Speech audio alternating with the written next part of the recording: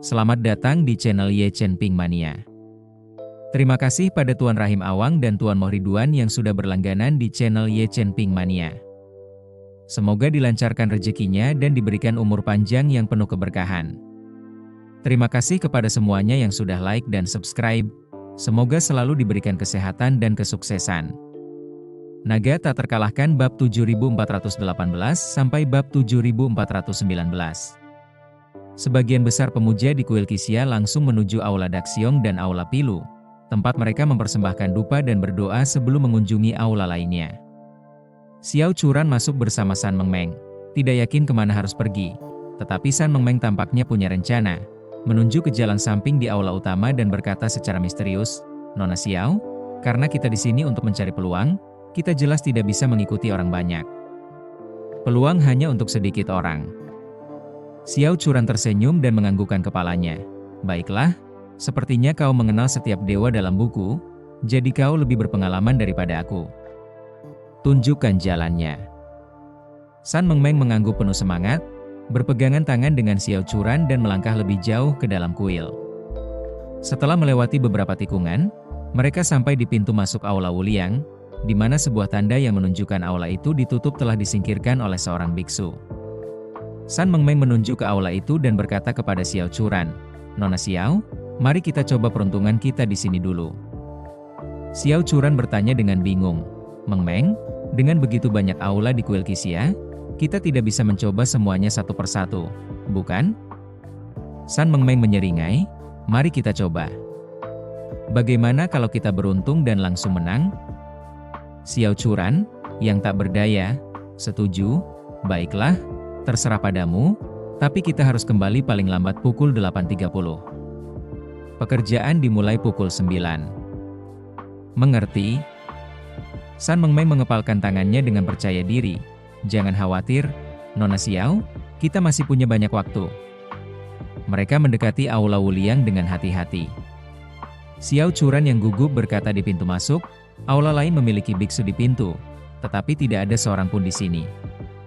Mungkinkah ini tempat terlantar? Mungkin tidak ada seorang pun di dalam." San Mengmeng meyakinkannya, "Ada atau tidaknya orang, kita akan tahu begitu kita masuk. Ini kuil, yang diberkahi para dewa, tidak ada yang perlu dikhawatirkan." Dengan itu, dia melangkah masuk. Xiao Churan tidak punya pilihan selain mengikuti. Balai Wuliang terlihat agak bobrok, tidak ada tempat pembakar dupa bagi para jamaah, dan tampak seperti peninggalan yang terbengkalai. Tetapi San Mengmeng tahu Guru Jingking ada di dalam, jadi dia melangkah masuk dengan percaya diri, lalu berbalik untuk menarik Xiao Churan. Begitu masuk, San Mengmeng berteriak, "Apakah ada orang di sini?" Xiao Churan, melihat aula kosong, berkata, "Bagaimana mungkin ada orang di sini? Jelas sekali tempat ini sepi." Dia menambahkan dengan gugup, "Tempat ini membuatku merinding. Ayo pergi." Sebelum San Mengmeng sempat menjawab, sebuah suara tenang terdengar dari belakang aula, "Amitabha, bagaimana kalian berdua, para dermawan, bisa sampai di sini?"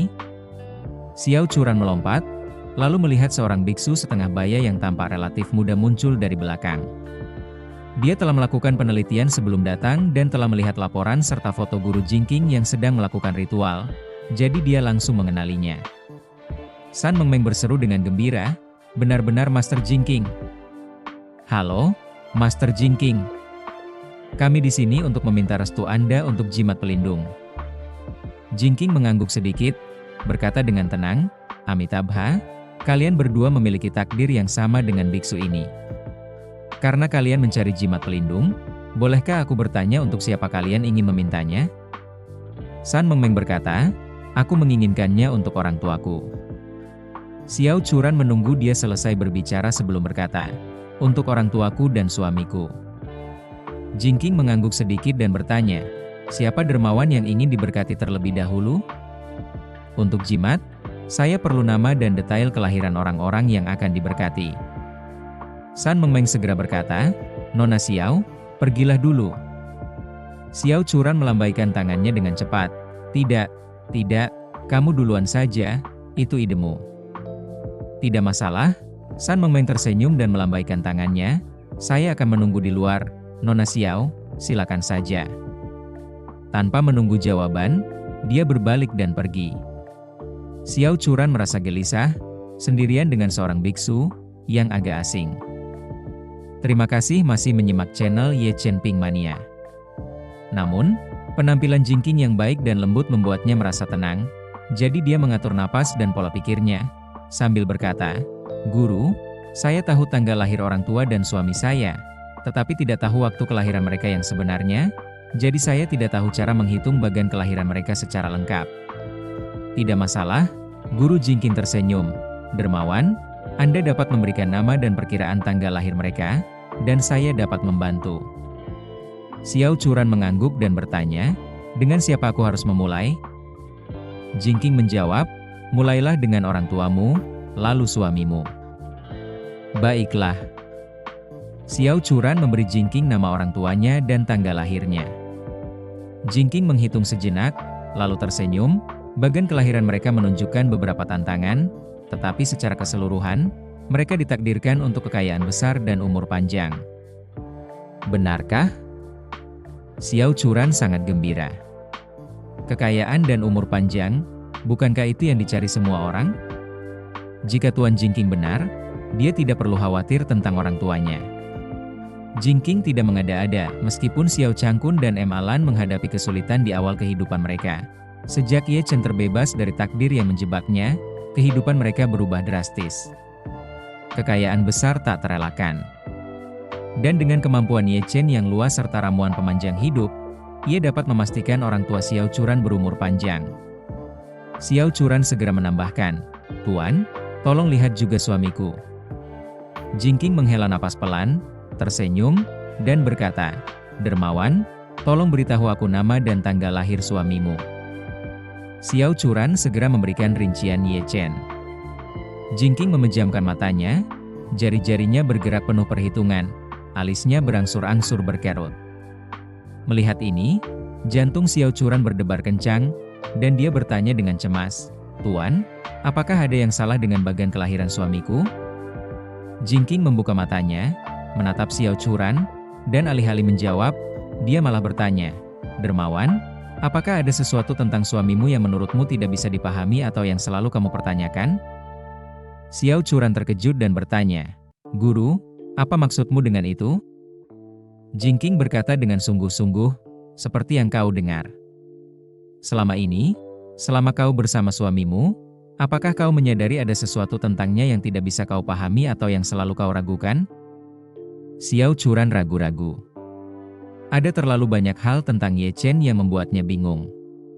Beberapa hal tampak tidak masuk akal, tetapi selalu memiliki penjelasan yang logis. Misalnya, dia tidak pernah mengerti bagaimana suaminya, yang selama 3 tahun pertama pernikahan mereka tidak menunjukkan bakat apapun selain memasak dan membersihkan, tiba-tiba menjadi ahli Feng Shui yang dicari oleh kaum elit kaya di Jinling.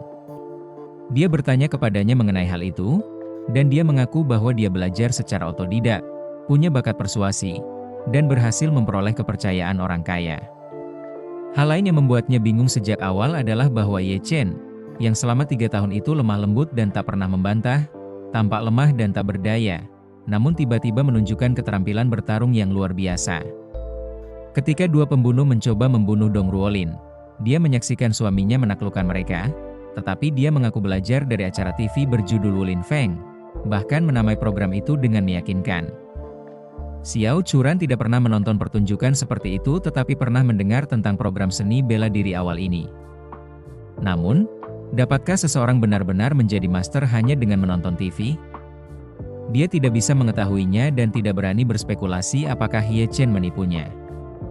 Dulu, dia selalu mengingatkan dirinya sendiri untuk tidak meragukan pasangannya. Bahkan jika dia tidak menceritakan kebenarannya, dia harus menghormati privasinya dan tidak ingin tahu. Tetapi sekarang, pertanyaan Guru Jingking menggugah keraguan yang terpendam dalam hatinya, seolah-olah keraguan itu tiba-tiba menjadi kenyataan. Jingking terus membimbingnya dengan lembut, "Jika kamu bisa berbagi keraguanmu, biksu ini dapat menganalisis, menjelaskan, dan menguduskan jimat yang tepat dengan lebih baik. Namun, jika kamu merasa tidak nyaman untuk berbagi, itu juga tidak masalah." Xiao Churan secara naluriah bertanya, "Bisakah Anda benar-benar mengatasi keraguan saya, Guru?" Jingking tersenyum dan mengangguk, "Tenanglah, dermawan.